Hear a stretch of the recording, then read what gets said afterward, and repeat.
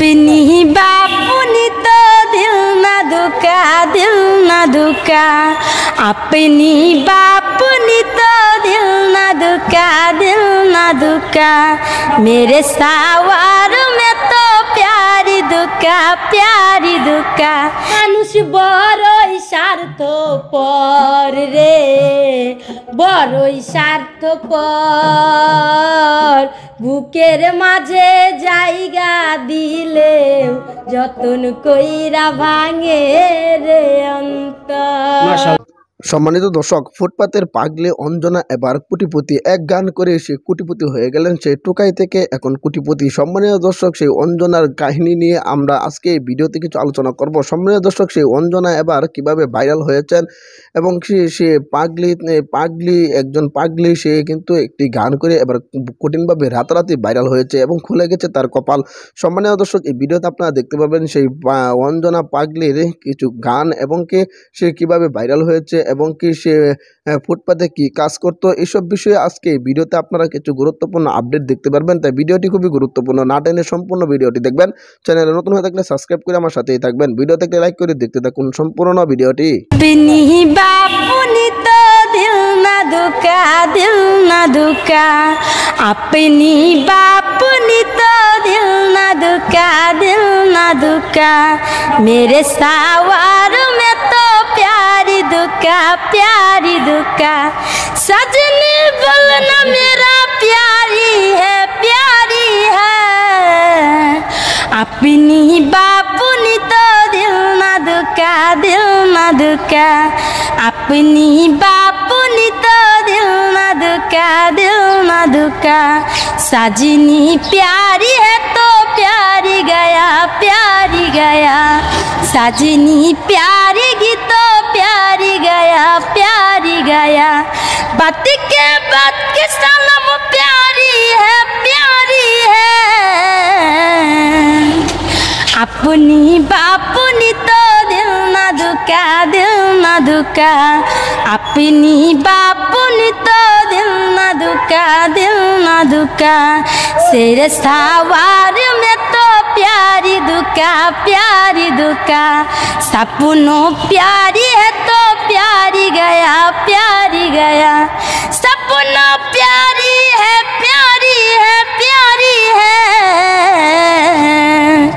अपनी बापुनी तो दिल ना दुका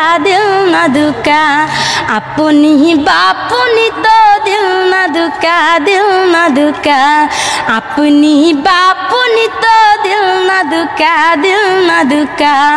अपनी बापुनी तो दिल ना दुका মানে লো ম্যাজিক বাজনা যদি থাকতো এই গানটা আর উপর হইতো। ম্যাজিক বাজনা নাই তো, তাই থামে গানটা গাইনি চেন। তো দেখেন, মিউজিক ছাড়াই কিন্তু আল্লাহর রহমতে ওর আল্লাহ অনেকে বলে না যে গোবরে পদ্ম ফুল, এরকমই একটি বিষয়। তো ওর ভিতরে ওর কিন্তু আল্লাহ পাক কণ্ঠ দিয়েছে, বুদ্ধি দিয়েছে।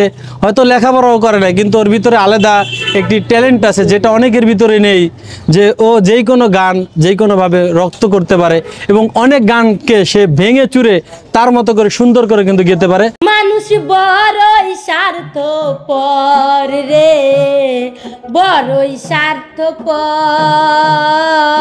বুকের মাঝে জায়গা দিলে যতন কইরা ভাঙে রে অন্তর।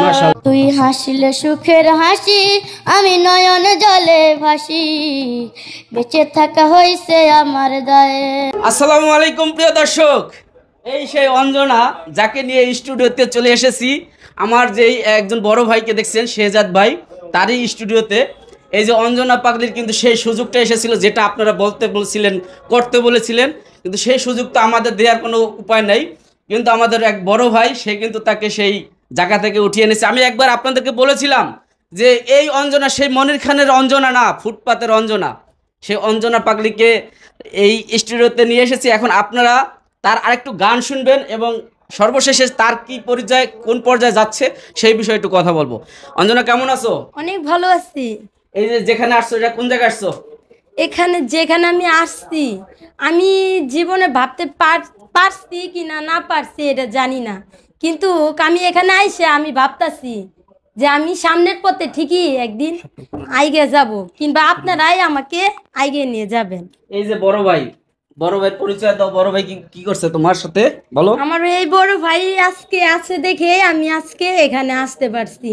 এমনকি আরো দিন আছে, আরো সময় আছে যে আমি এই বড় ভাইয়ের জন্য আরো উইসেল লেভেলে উঠতে পারি। যাই হোক, আমার এই বড় ভাইরে আমি থ্যাংক ইউ দিলাম। মানে আশা করি বড় ভাই আমাকে আরো উঁচাই লেভেলে উঠে নিয়ে যাব। তো তুমি আমাদের প্রথমে একটা গান শোনাও, তারপর আমরা বড় ভাইয়ের সাথে একটু কথা বলবো। মানুষ বড়ই স্বার্থপর রে, বড়ই স্বার্থপর,